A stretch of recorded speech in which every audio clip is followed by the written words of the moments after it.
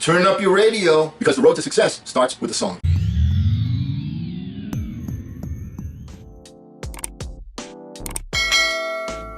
Hello again, everyone. I'm Eli's dad with Project Eli, where we educate, lead, and inspire. The road to success starts with a song. Well, it did for me, and actually it does for you in a metaphorical type of way. There are some people out there that graduate from high school, college, they throw their cap in the air and they go, yay!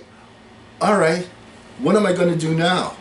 Well, I found myself in that situation many years ago, and the song that I sang to myself was, Do you know the way to San Jose? okay, how is that relevant? Alrighty, I'm originally from the Boston area. I went to school in Worcester, Massachusetts, and known as the armpit of the universe. But the school itself was phenomenal, okay? So it didn't really go too far off campus, but it was a great school and best 4 years of my life. I know some of you are saying, well, it'll be the best 6 or 7 years of my life. All right, but back then we did it in 4 years. Anyway, once I graduated, had to decide, okay, what am I going to do? First question, where do I want to do it? Because I came to the conclusion, if I'm going to get started, let me get started in the place that I want to end up. Well, I always had a dream that I wanted to live in California. So that was my objective. I wanted to get to California. And fortunately for me, I had my sister lived in, guess where? San Jose. All right, let me break this down for you here a little bit. First thing is, my dad had given me a car. Thank you, Dad. All right, and I had worked as a substitute teacher after I graduated with the intent of saving up enough money so that when I got to San Jose, I knew I wouldn't have a job the second I got there. I would be able to get started. So I had a little bit of money saved. All right, so then got in the car, got the car all serviced. You got to break it down into its smallest components. That's the point of this exercise. I'm showing you how you break things down into their smallest component, into chunks to achieve your dream. So not only was the dream of the where was California. What was the what? What did I want to do? Well, I wanted to become a school teacher, an American history teacher, a social studies teacher, an English teacher, and a basketball coach. That was my objective. All right? Hopped in my car. Fortunately for me, it was like one road, Highway 80, that went all the way virtually to San Jose, almost to my sister's doorstep. And I got to my sister's house. And then I said, all right, and I was thinking obviously of all these different things I had to do on the way and before that. So I said to myself, what do I have to do now? Well, my sister had told me that there were a lot of teacher openings because that part of the country at that time was growing like crazy. As an example, one school district had 400 different openings, but they had 4,000 applications for those 400 openings. All right, so there were a lot of openings, but there were also, I wasn't the only one. That wasn't a secret. Everybody knew that that was a hotbed for people because it was growing. All right, so I made up my mind, what was I going to do? So I got a list of all of the different school districts in the area, all of them. And I drove around to every one I just kept doing it. I would go from place to place to place to place, dropping off my resume and meeting the people. And I said to myself, now how can I make myself stand out among all of the other applicants, all of the other people that are there? And I came to the conclusion that what I was going to do was, when I got to each school district, because you don't get to speak to the superintendent of schools, you drive, hey, I'm here, let me speak to the superintendent. Doesn't quite work that way. So I made my decision that I was going to get to know all of the different gatekeepers. These are the people that would bring your resumes to the people that were the decision makers. That was step one. So, excuse me, I would jot down the names of all the different gatekeepers that I saw. I would record our little conversations. I would write down what they were wearing so I could make a comment maybe the next time if it was appropriate. Whatever little detail that I could write down about my little meeting with the gatekeeper, I wrote it down. Why? Because I wanted to be remembered. I wanted to be remembered. And you can't do it just once. You can't go once, write it down.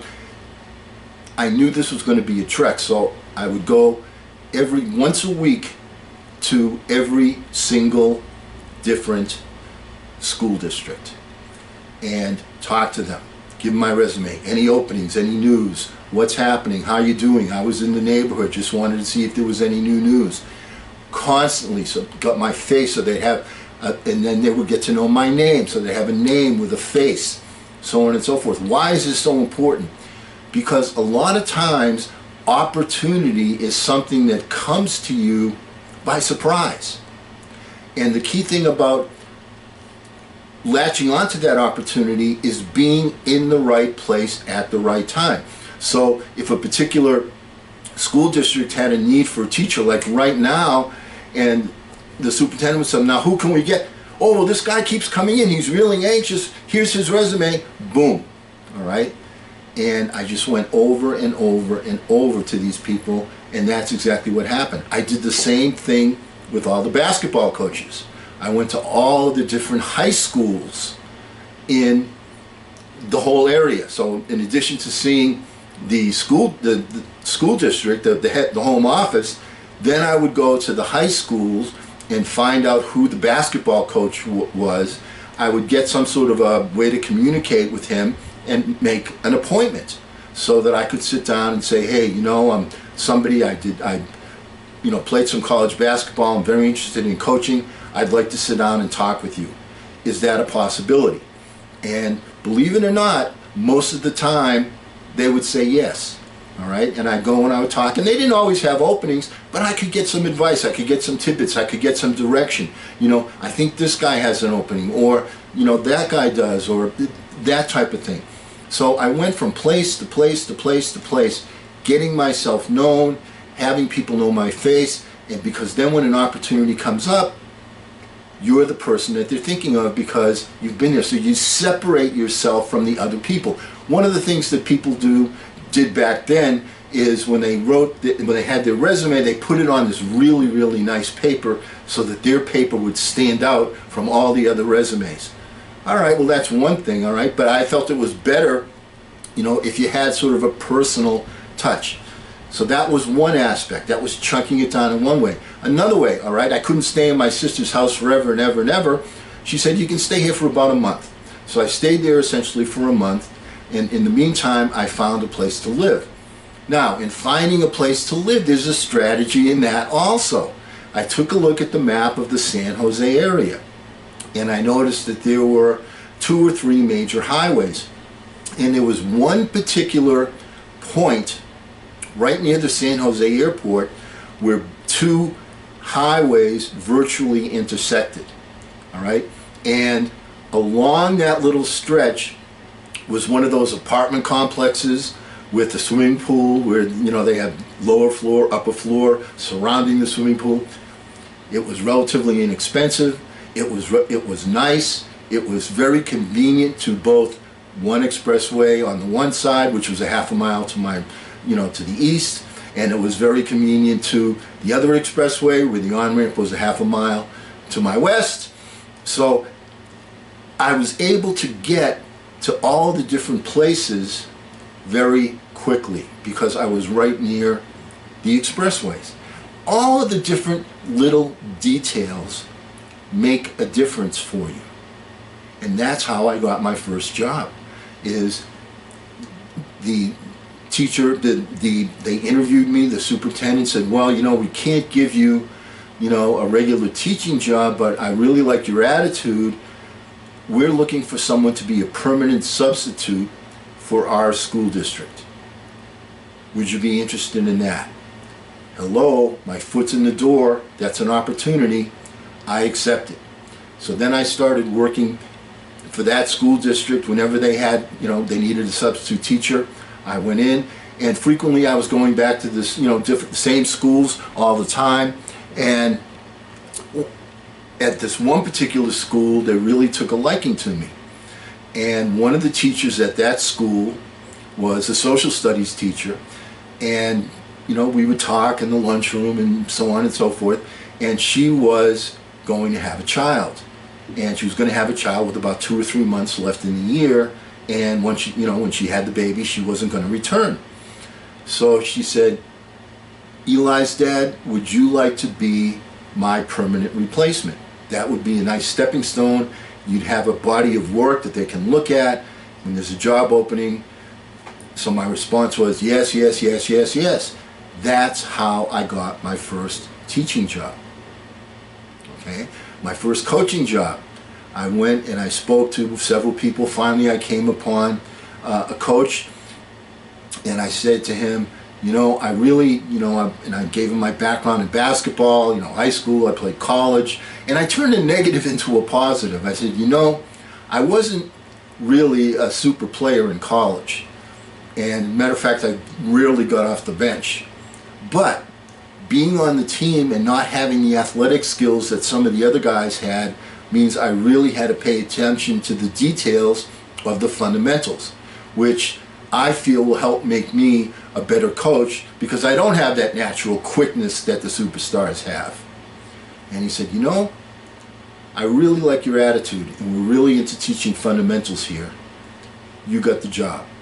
And I had told him at the beginning, I said, I don't even need to be paid. And he said, oh no, we'll pay you. We're not going to pay you a lot, all right, but we'll pay you, all right. So I got a paying coaching job and I got a teaching job, and that's how I did it. So let's go over real quickly what was the road here to San Jose so that I could accomplish that particular goal, that particular burning desire, that dream.